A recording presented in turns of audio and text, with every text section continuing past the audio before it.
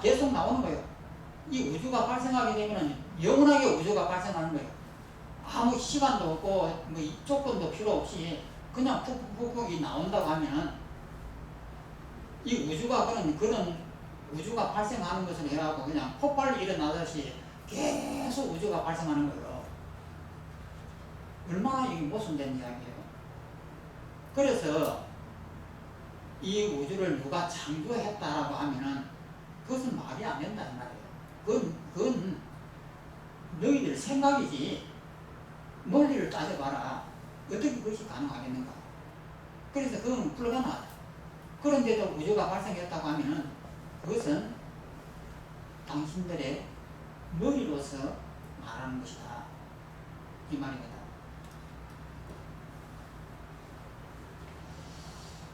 이렇듯 자체가 없으니 남도 없다. 조건이 되는 다른 것들도 없다. 왜 그런가? 자기가 있어야 다른 남이 있을 수 있기 때문입니다. 그래서 자체로부터 발생한 것이 아니라면 남으로부터 발생하는 것도 역시 아니다. 그러니까 내 스스로가 발생을 하지 못한다고 하면은 그러면 주위에 있는 조건인 남으로부터도 발생할 수가 없다. 왜 그러냐면 조건이라고 하는 남도 자기 스스로 입장에서 보면 나다. 그렇기 때문에 나에게서부터 발생하지 못하면 조건인 남으로부터도 발생이 안 된다. 그래서 어떤 이유에서는 이것은 발생할 수가 없다. 이런 결론을 냅니다.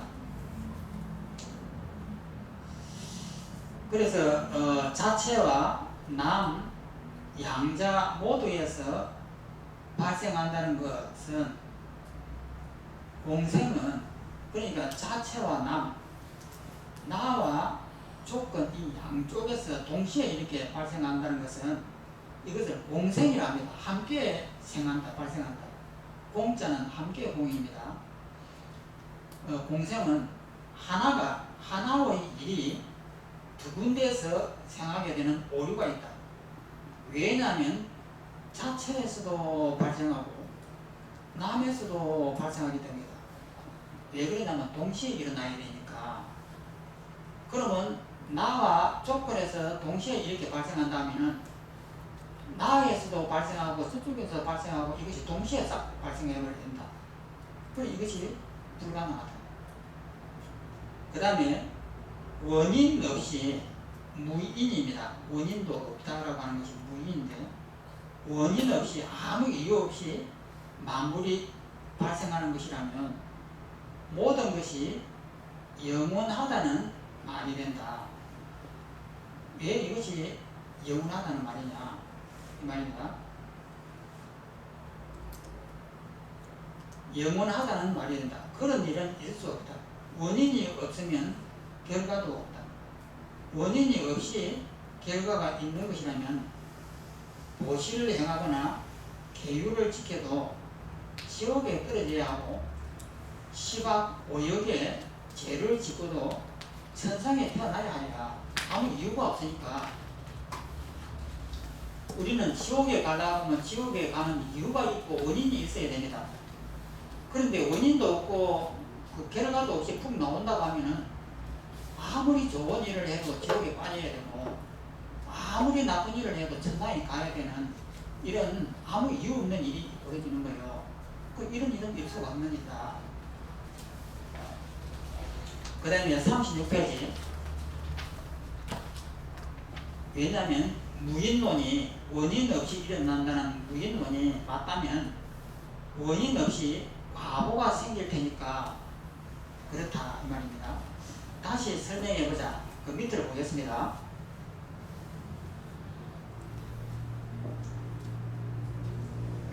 중론을 잘 보십시오.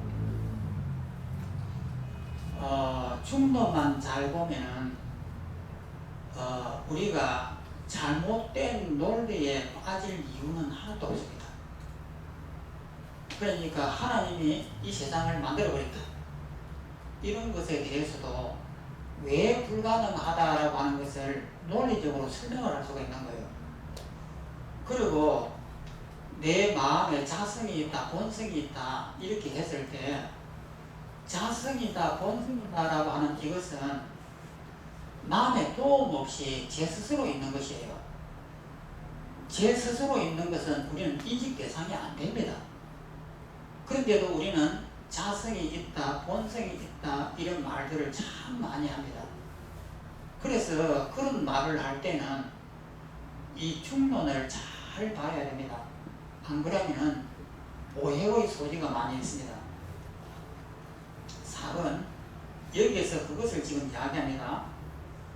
제법의 모든 법의 자성이라고 하는 것은 절대자입니다. 자성이 연 가운데, 조건 가운데 있지 않듯이 여기서 연이라고 하는 것은 인연 전체를 다 말합니다. 원인도 되고 조건도 되고 다 되는 것이 연이에요. 연 가운데 있지 않듯이 자성이 없기에 타성도 없다. 밑에 있는 알리어를 보면 실로 사물들의 자성은 연 따위에 존재하지 않는다. 조건 따위에 존재하지 않는다. 지금 자성이 존재하지 않으므로 타성은 존재하지 않는다. 타성도 자기 입장에서 보면 자성이에요. 다시 4번 위에 것을 보면 모든 법의 자성, 이 자성에 대해서 이해를 잘 해야 됩니다. 하도 이 자성을 많이 그냥 무분별하게 쓰기 때문에 많은 분들이 이 자성을 무분별하게 써요. 그래서 이 자성을 정확하게 알고 이 자성이라는 용어가 무엇인지를 정확하게 모르고 쓰면은 말이 그냥 헷갈리기 시작합니다. 자성이 연 가운데 있지 않듯이 자성이 없기에 타성도 없다. 이 자성이라고 하는 것은 본성이라고도 우리가 이렇게 이야기합니다. 그러면 이 자성과 본성이라고 하는 것은 이런 번뇌에 물든 것이 아니에요. 번뇌라고 하는 것은 분별이고 우리의 이 지식인데 우리의 생각입니다. 이 생각 속에 있지 않다 이 말이에요. 그래서 자성이라고 하는 것은 제 스스로 존재하는 것입니다. 남의 조건에 의해 가지고 이것이 있게 되는 것이 아니고 내 스스로 존재하는 것이고 조건에 물들지 않는 것이 자성입니다. 그래서 본성도 그런 거예요. 그러면 이 자성을 우리는 느낄 수 있느냐? 어떻게 해서 자기 자성을 자기가 느낍니까? 우리는 느꼈다 하면은 제8아래식에 들어있는 이 정보를 가지고 세상을 느껴요. 좋다 이렇게 느끼면 이 좋은 것은 절대적이 아니에요. 나쁘다라고 하는 것을 전제를 해야만이 좋다라고 하는 것이 만들어져요. 그러면 우리가 깨끗하고 청정하다. 그러면 깨끗하고 청정하면 이것은 오염이 안 되어 있는 순수 자체로 존재할 것이다. 이렇게 생각을 해요. 그러면은 깨끗하다라고 하는 것은 더럽다의 반대말입니다. 더러움이 없으면 깨끗함을 우리가 느끼지 못해요. 그러면 우리 자성은 청정하고 깨끗하다, 어떤 번뇌도 물들지 않는다 라고 했을 때, 이렇게 표현했을 때 이 자성은 분별이 아니다 이 말이에요. 우리의 사고로서, 우리의 분별로서, 지식으로서 알 수 있는 자리가 아니에요. 그러면 이 자성은 우리의 인식 대상이 안 됩니다. 이것을 잘 이해를 해야 됩니다. 모든 법의 자성이 연 가운데 있지 않듯이 자성이 없기에 타성도 없다. 그 밑에 있는 설명을 보겠습니다. 이것은 청변 스님입니다. 모든 존재의, 그게 법이죠, 법. 사물이든 모든 법의 자성이라고 하는 것은 여러 가지 인연 속에 있는 것이 아니다. 불교에서는 자성이 없다라고 이렇게 설명합니다. 그러면은 불교는 뭐냐면 인과 연이 모여갖고 뭔가의 결과를 만들어낸다. 그래서 연기라고 불교는 이야기합니다. 그런데 우리 불교에서는 큰 스님들 말씀 보면 전부 다 자성이고 본성이고 하는 이 말들을 너무나 많이 합니다. 진리라고 하는 입장에서 이야기합니다. 자성을 보면 된다. 이렇게 합니다. 그러면은 이 자성이라고 하는 것은 뭐냐? 볼 수 있는 대상이 되느냐? 대상이 되면은 그것은 망념이에요. 그러면 자성은 대상이 되어서는 안 됩니다. 그래서 모든 법의 자성이라고 하는 것은 여러 가지 인과 연 속에 있는 것은 아니다. 다만 중연이, 중자는 무리 중입니다. 많은 연들이, 조건들이 모여 있기에 그 명칭을 얻는 것이다. 자성이란 그 자체를 말하는데 중연 속에는 각가지 조건과 인연 속에는 자성이 존재하지 않는다. 이거 잘 보세요. 각가지 조건 속에는 자성이 없습니다.